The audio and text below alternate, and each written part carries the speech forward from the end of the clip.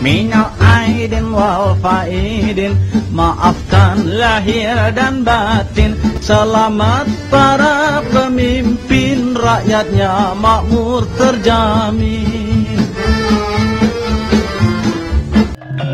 Rakyatnya makmur terjamin.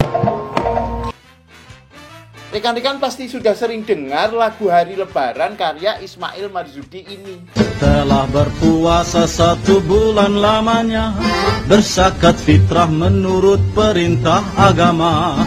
Kini kita beridul fitri berbahagia, mari kita berlebaran bersuka gembira. Lagu perayaan yang disertai kritik sosial dan politik ini setiap hari raya Idul Fitri diputar ulang oleh masyarakat. Bahkan para musisi tidak berhenti mengcovernya.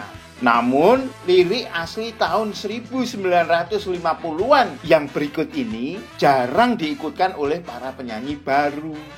Cara orang kota berlebaran lain lagi, kesempatan ini dipakai buat berjudi.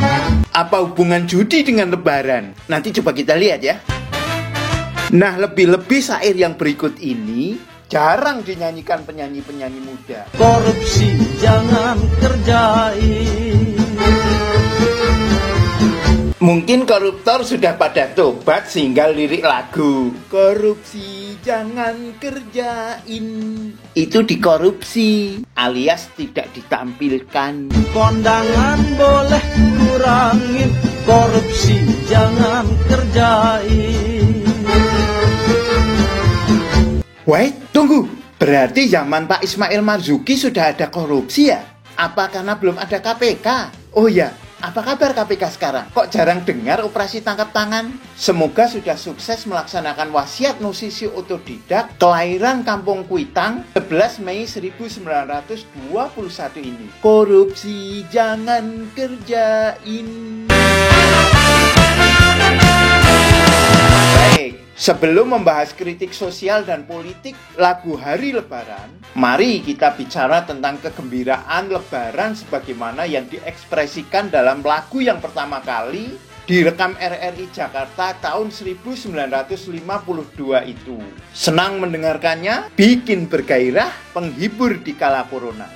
Lagu Hari Raya karya putranya Pak Marzuki itu penuh keriangan. Namanya Hari Raya ya memang mesti bergembira. Kini kita beridul fitri berbahagia, mari kita berlebaran bersuka gembira. Kegembiraan Lebaran sudah ada sejak zaman Nabi Muhammad SAW. Imam Ahmad meriwayatkan hadis begini. Dari Aisyah radhiyallahu anha, ketika para pemuda bermain di masjid pada hari raya, Rasulullah Shallallahu Alaihi Wasallam bersabda, agar orang-orang Yahudi mengetahui bahwa dalam agama kita juga ada waktu bersenang-senang. Sesungguhnya aku diutus dengan agama yang hanif. Kita juga dapat melihat kemeriahan perayaan Idul Fitri pada masa Bahadur Shah Jafar yang berkuasa pada khilafah Mughal tahun 1837 hingga 1857. Pada ilustrasi kuno yang dilipat 12 itu tergambar arak-arakan merayakan Idul Fitri tahun 1843. Kuda dan gajah dihiasi indah, panji dikibarkan tinggi-tinggi. Kegembiraan dan kebanggaan campur rasa syukur muncul ketika menyaksikan saudara seiman di berbagai penjuru dunia merayakan Idul Fitri. Senang bukan main, campur merinding ketika melihat puluhan ribu orang sholat Id berjamaah di Masjid Agung Moskow. Jumlah umat muslim di sana memang terbanyak di Eropa. Di Moskow saja, tidak di seluruh Rusia loh ini, ada sekitar 1 juta muslim asli dan sekitar 500.000 muslim pendatang. Islam menjadi agama terbesar kedua setelah Kristen Ortodok, jauh melebihi Katolik maupun Protestan. Putin, Presiden Rusia, juga memberi subsidi untuk pendidikan Islam. Putin rupanya paham tentang ajaran Islam. Buktinya, ketika salah satu menterinya punya usul untuk menjual daging babi ke Indonesia, Putin tertawa sambil menutup wajahnya dan berkata, orang Indonesia itu muslim, tidak makan babi. Namun yaitu Rusia dengan senjata-senjatanya yang canggih ikut membantai Muslim di Suriah, termasuk dengan bom cluster. Kalau lihat ini rasanya sedih, gerantes. Kembali ke kegembiraan. Ini hari raya, kita mesti bergembira. Bombong rasa hati ketika melihat 106.000 Muslim berkumpul di Birmingham, Inggris, melaksanakan sholat Idul Fitri. Demikian juga saat 100.000 saudara Muslim di New Jersey, Amerika, mengumandangkan takbir hari raya. Hati ini berbunga-bunga. Yang memprihatinkan, membuat sedih dan bikin jengkel, itu ini. Kok ya tega-teganya Israel menyerang Palestina saat merayakan Hari Raya Idul Fitri tanggal 30 Juli 2014. Negara lain tentu saja mengutuk. Tapi ya cuma itu, kutak-kutuk. Tidak ada aksi lebih. Sebagaimana sekarang Amerika, Jepang, India mengeroyok China di laut. Ada yang lebih menyedihkan. Sebenarnya pingin melupakan, tapi malah semakin jelas tergambar kalau saya coba tutup-tutupi. Yaitu tragedi Idul Fitri berdarah tanggal 19 Januari 1999 di Ambon, Maluku. Tapi alhamdulillah tahun 2018 misalnya umat muslim semarak sholat Idul Fitri di Masjid Raya Al-Fatah Ambon. Bahkan tahun lalu suasana malam takbiran di kota Ambon juga meriah. Alhamdulillahirabbil alamin. Nah, yang paling aneh-aneh adalah hari raya Idul Fitri tahun ini. Tahun virus corona, COVID-19. Sholat Id di rumah masing-masing, takbiran dari tempat sendiri-sendiri, paling banter takbiran online di Zoom, Facebook, Instagram, YouTube. Bahkan Arab Saudi sudah mengumumkan lockdown 24 jam dari 23 hingga 27 Mei. Ka'bah sepi. Kembali ke lagu hari Lebaran aja. Oh ya, istilah Lebaran ini awalnya tidak dikenal di Malaysia. Negeri tetangga ini hanya tahu Aidil Fitri. Aidil, pakai I. Aidil Fitri. Namun ketika P. Ramli, musisi negeri itu, mengcover hari Lebaran bikinan Ismail Marzuki, istilah Lebaran jadi dikenal. Dengan demikian tidak saja musisi Indonesia yang mengcover lagu Aisyah istri Rasulullah dari Malaysia, tetapi ini kebalikannya. Sudah dulu banget ini malah. Ada yang mengatakan Lebaran berasal dari kata lebar yang artinya luas, sehingga Lebaran bisa diartikan melebar atau meluaskan, yaitu memperlebar persaudaraan dengan menyambung dan menjaga silaturahmi. Ini sepertinya ngawur loh. Kalau artinya lebar, baca lebaran, bukan lebaran. Ini lebaran loh, bukan lebaran. Lebaran lebih tepat dikatakan berasal dari kata lebar. Bawang namanya saja lebaran, ya asal katanya ya lebar. Lebar artinya sudah. Ini bahasa Jawa. Lebaran itu nama lain dari bodo, dino bodo. Bodo itu berasal dari bahasa Arab ba'do, artinya setelah, yaitu setelah berpuasa. Terkait dengan terminologi, Pak Ismail Marzuki sering dituding membuat bias arti minal aidin wal faizin sebagai maafkan lahir dan batin. Kalimat minal aidin wal faizin secara harfiah berarti semoga kita semua tergolong orang yang kembali dan berhasil. Id itu artinya kembali. Min dari, wa dan, faizin berhasil. Bukan min maafkan, aidin lahir, wal dan faizin batin. Itu namanya otak atik gatuk alias ngawir. Kalimat minal aizin wal faizin ini berasal dari seorang penyair Andalusia namanya Safiyuddin Al-Huli. Ketika ia membawakan syair yang konteksnya mengisahkan dendang wanita di hari raya. Tentu saja Ismail Marzuki tahu bahwa minal aizin wal faizin tidak berarti maafkan lahir batin. Lawang dia nyantri di madrasah Unwanul Falah di bawah asuhan Habib Ali Al-Habsi. Bang Maing, demikian panggilan akrabnya, ngaji di petang hari setelah paginya sekolah di HIS Edinburgh, yaitu SD zaman Belanda di kawasan Menteng. Meskipun belajar di sekolah Belanda, ia tidak menambahkan nama Rudolf bagi sisipan. Ucapan minal aidin wal faizin juga dikritik karena ucapan yang dipraktekkan para sahabat saat Idul Fitri adalah taqabbalallahu minna wa minkum, yang artinya semoga Allah menerima amalan ibadah Ramadan kami dan engkau. Nah, sekarang ke kritik sosial pada lagu Hari Lebaran. Ini unik, Ismail Marzuki yang hidup jauh sebelum ada filsafat postmodern mampu membagi suatu hal menjadi dua kutub yang saling bertentangan. Ini biasa disebut oposisi biner. Namun pada masing-masing kutub dimungkinkan ada kutub lagi yang saling berlawanan. Pada ranah sosial misalnya, lagu tersebut membagi dua bidang, yaitu orang desa dan orang kota. Untuk merayakan Lebaran, orang desa berjalan-jalan ke kota menggunakan baju baru yang indah. Mereka gumunan, naik tram, tetapi tetap saja hilir mudik jalan kaki. Loh, ini kan unik. Punya sepatu baru, tetapi ditenteng karena lecet. Konyol tenan pemandangan ini. Dari segala penjuru mengalir ke kota, rakyat desa berpakaian baru serba indah. Setahun sekali naik tram listrik mere, milir mudik jalan kaki pincang sampai sore. Akibatnya tenge-tenge selop sepatu terompe, kakinya pada lecet babak belur berabe. Sementara itu, orang kota lebih konyol lagi. Jelas-jelas Lebaran itu untuk perayaan setelah berhasil puasa selama sebulan. Menjalankan syariat berdasarkan keimanan untuk meningkatkan ketakwaan. Ini malah main judi ceki sambil mabuk Homer Brandy yang jelas-jelas tindak kemaksiatan.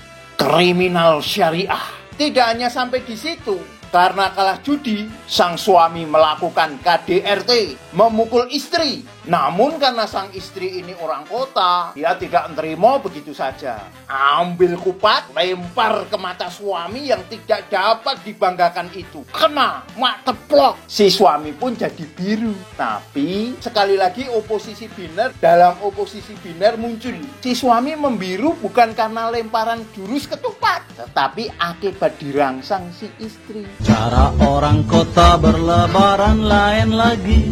Kesempatan ini dipakai buat berjudi. Sehari semalam main ceki mabuk brandy, pulang sempoyongan kalah main pukul istri.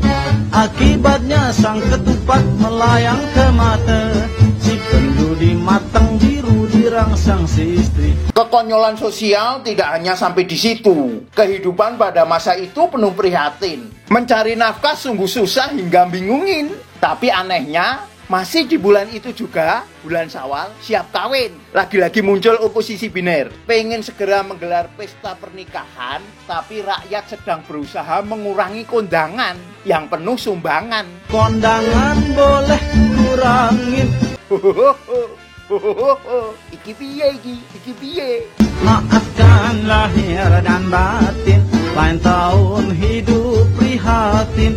Cari uang jangan bingungin, lan Syawal kita ngawinin. Nah, oposisi biner unik yang saling bertentangan itu semakin tampak bertentangan jika dikaitkan dengan kehidupan politik. Ini bukan model oposisi biner pada umumnya. Sebagaimana dalam filsafat modern, kehidupan rakyat desa yang culun dan orang kota yang suka judi, maupun masyarakat secara umum yang miskin hidup prihatin, disandingkan dengan pernyataan rakyat yang hidupnya terjamin, sehingga perlu memberikan selamat pada para pemimpin. Ini dekonstruksi oposisi biner rakyat dengan pemimpin. Selamat para pemimpin, rakyatnya makmur terjamin. Selamat para pemimpin, rakyatnya makmur terjamin. Lagi-lagi muncul oposisi dari oposisi. Sang pemimpin yang mampu menjamin rakyatnya itu diwanti-wanti agar tidak korupsi.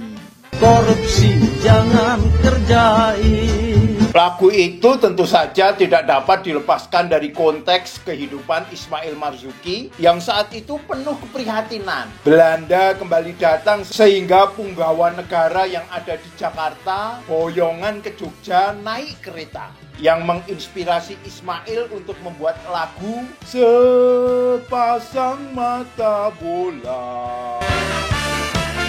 Kemampuan lagu Hari Lebaran untuk eksis dari waktu ke waktu membuktikan kehebatan sang seniman, sehingga namanya layak tersemat sebagai Taman Ismail Marzuki. Selain itu, isi lagu Hari Lebaran juga dapat menjadi renungan hingga masa kini. Apakah kekonyolan sudah hilang atau semakin besar? Apakah hidup masih prihatin atau sudah sejahtera? Apakah korupsi sudah lenyap atau justru lagu ini dikorupsi, disunat? Semoga kesejahteraan masyarakat dalam naungan Sang Khalifah Imam Mahdi yang telah dijanjikan Allah lewat Rasulullah Shallallahu Alaihi Wasallam segera terwujud. Amin, amin, ya Robbal Alamin. Mari kita nikmati lagunya secara utuh. Setelah berpuasa 1 bulan lamanya, berzakat fitrah menurut perintah agama. Kini kita beridul fitri berbahagia. Mari kita berlebaran bersuka gembira, berjabatan tangan sambil bermaaf-maafan, hilang dendam habis merah di hari lebaran. Minal aidin wal faidin, maafkan lahir dan batin. Selamat para pemimpin, rakyatnya makmur terjamin. Dari segala penjuru mengalir ke kota, rakyat desa berpakaian baru serba indah. Setahun sekali naik terem listrik mere, milir mudik jalan kaki pincang sampai sore. Akibatnya tenge-tenge selop sepatu terompe, kakinya pada lecet babak belur berabe. Maafkan lahir dan batin, lain tahun hidup prihatin.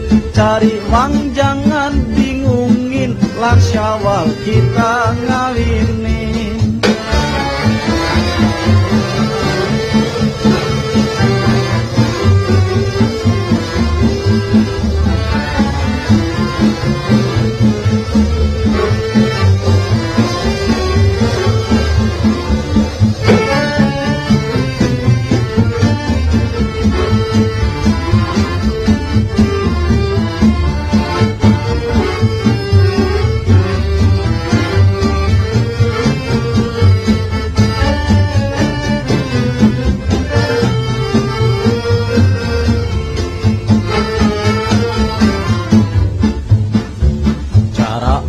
Kota berlebaran lain lagi, kesempatan ini dipakai buat berjudi.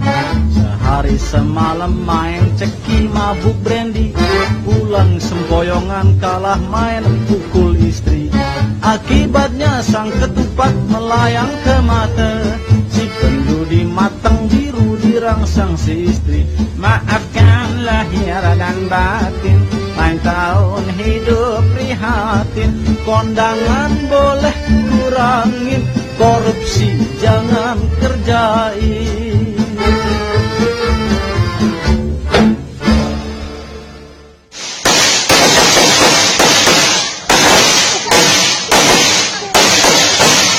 Video ini adalah persembahan spesial untuk rekan-rekan di Hari Raya Idul Fitri 1441 Hijriah yang saya sebut sebagai Lebaran Corona. Artinya, semoga virus Corona segera lenyap. Taqabbalallahu minna wa minkum.